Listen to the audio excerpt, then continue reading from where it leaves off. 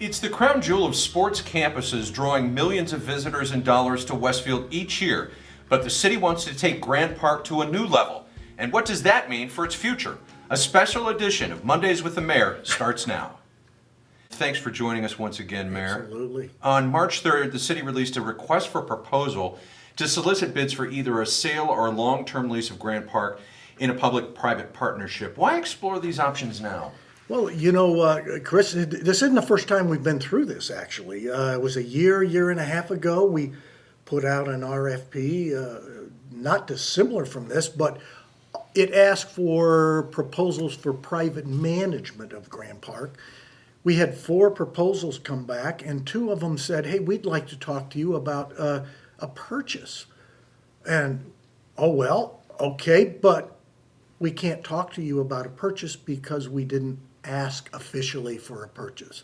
So what we've done is we've come back out, and this time it includes not only management, but proposals for purchase, whatever that may be. This is a let's talk proposal. There's a lot of definitions to be made, but look, Grant Park is a huge success. It's been more of a success than we ever even projected. Not only is it in a position of paying its own debt from the TIF district that it's created our industry of hospitality. It's put Westfield on the map across the country, has it not? But, my job is to think long term. And I've got to look at Grant Park 5 years from now, 10 years from now, and what can we do to make Grant Park as more valuable in 10 years than it is today to our community. Was this asset ever intended to be long-term? Uh, An asset for the city, long-term? I don't know. We've never done that before. I don't even have other properties across the country really to equate it to.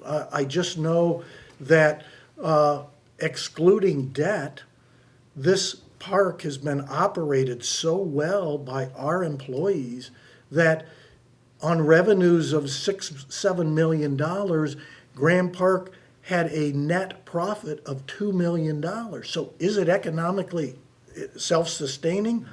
Absolutely. But that money adequately maintains Grant Park. What we don't have is adequate funding to constantly improve Grant Park. Does that mean expansion? Does it mean a stadium? Does it mean extra lighting, extra technology?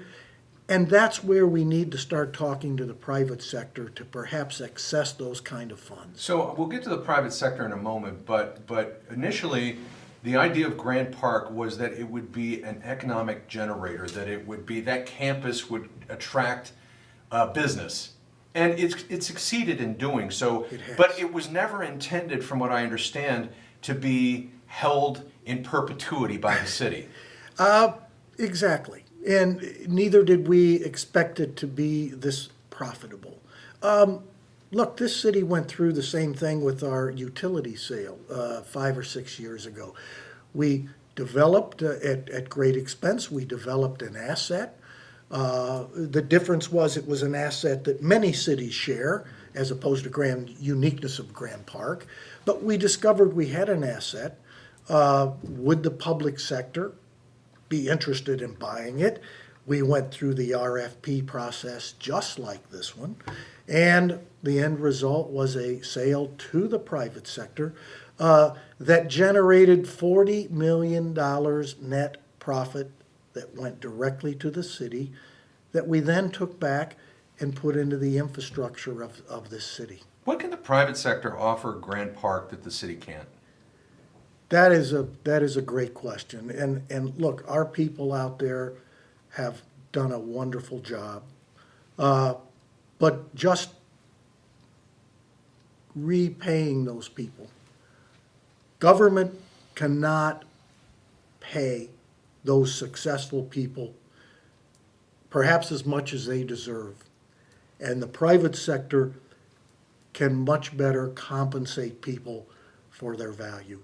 Similarly, this city does not have access to the capital at the right prices perhaps, without going into further debt, to take Grand Park to the next level, just like we've seen with the utility sale to citizens.